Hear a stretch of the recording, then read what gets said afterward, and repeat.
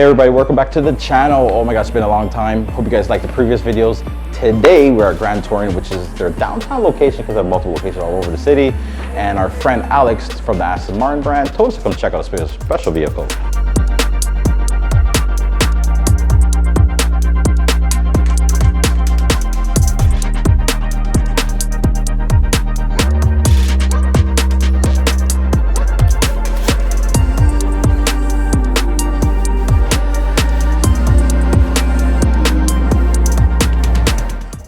So we finally made it upstairs. As you guys can tell, this is an Aston Martin. This is a special one by the looks of it. But here it is. Woo! Oh my gosh, this is like, wow. The color on this is, oh. This is the super rare, one of 333 Aston Martin V12 Vantages. You guys can take a look at it. I can't, like the paint job on this, I'm not too sure on the name of the car. We're gonna pick up that later on today. But as we walk around the car, this car is on a different level. This has that muscular looking body on it. The V12, which is powered by a 5.2 twin turbo, producing 700 brake horsepower. And we can't forget about the torque, 550, which is a great number for this car. It's perfect. When Aston Martin first developed this car, back in 2005, we started off with the V8, which is cool enough for a car like this. And then in 2009, somebody in the office was like, hey, we gotta stuff our biggest engine in, the V12. And many years later, we have the final edition, and this one is pretty badass. So guys, we got Alek here, and he's the brand manager for Aston Martin for all of Ontario, and he's gonna tell us some wicked information about this Aston Martin. So let me start off by saying, this isn't ordinary. Everything here, everything that we've done isn't ordinary. It's kind of infringing on the extraordinary. It's a sports car. The sports car like a 911 or an AMG GT. But if you walked up to a Porsche store and you said, I'd like to have my 911 with an 8-cylinder, they'd probably look at you like you're a bit silly. And if you asked for it with a 10-cylinder, they'd go, the door's there. If you ask for it with a twin turbocharged V12, I'm pretty sure some guy's head would explode from Germany. And that's what this is. It's a 5.2 liter twin turbo V12 that turns out 700 horsepower. Wow. It's also exclusively made available through its rear wheels. And what we're looking at is smaller than a 992. Smaller than a GT3, smaller than a GTS. It's a very compact size. The thing that's kind of strange perhaps about it is that it looks like a Vantage. Underneath the hood, it actually has much more in common with the DBS Superleggera that everybody sort of knows and loves. Oh yeah, we all love that one. It has the drivetrain of a supercar. And that's really remarkable in, I guess, the size, you know? Pretty special. Yeah, definitely, that's for sure. So you have all that power, and you have to put it down to the ground. Yeah. Aerodynamics, especially when we're talking about a rear-wheel drive car, becomes vital. So you have these massive wing on the rear that increases downforce substantially. For the really hardcore, there's a special order option where you could have a wing delete. And that really is insane because you know, you remove that downforce and now you got a drift car, right? Pretty much most of the body panels in the car are made of a lightweight carbon fiber, and the vehicle itself is approximately 1.5 inches wider than a regular Vantage. From a chassis perspective, again, it actually shares more in common with the DBS than a regular Vantage.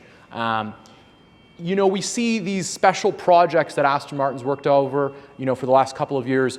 The V12 Speedster is a great example. The thought process here was almost, let's sort of bring the gang back once more with this crazy format that we have, and let's do it in a way that we could kind of make a coupe version of the V12 Speedster. And you see that with the exhaust on the rear. It's center mounted. It's a really short exhaust kit where it makes the most amount of noise because of how short it is.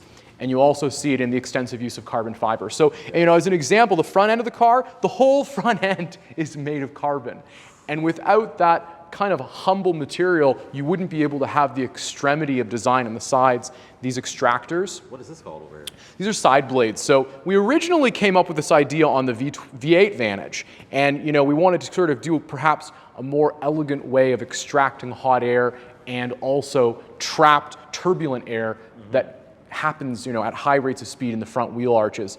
And we did this in a way that other marques hadn't. We sort of changed the conversation there. But here, we had a much larger need to take that air and force it along the side of the car. So we changed the shape again, and we did it in a really beautiful way.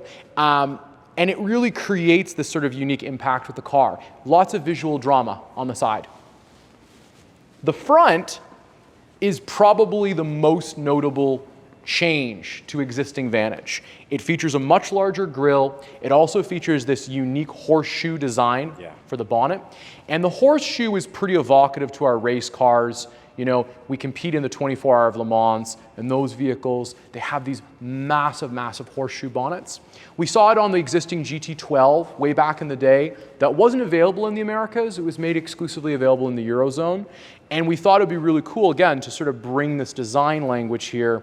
It's very simple and quite elegant, but when you look at it, its design is almost evocative of like the Zagatos, which I kind of think is really cool on a car. To make a 333 Zagatos would be crazy because we make like 90 or 19 of those.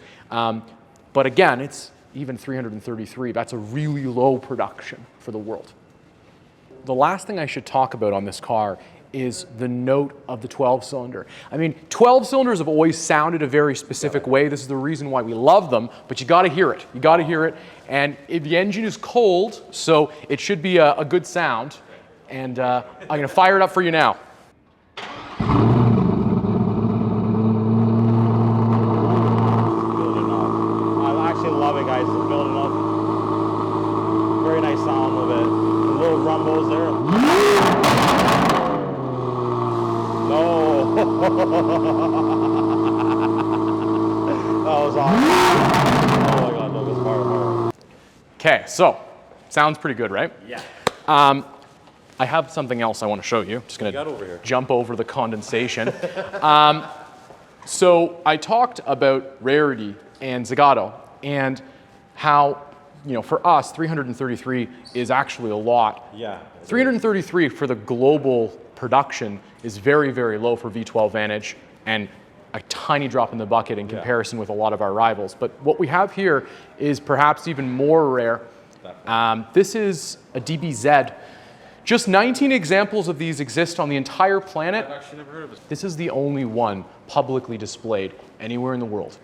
And this car is one that we never really advertised. It's called the DBZ. It is the ultimate expression of the Zagato and Aston Martin collaboration and a beautiful fitting homage to the 100th anniversary of the marque.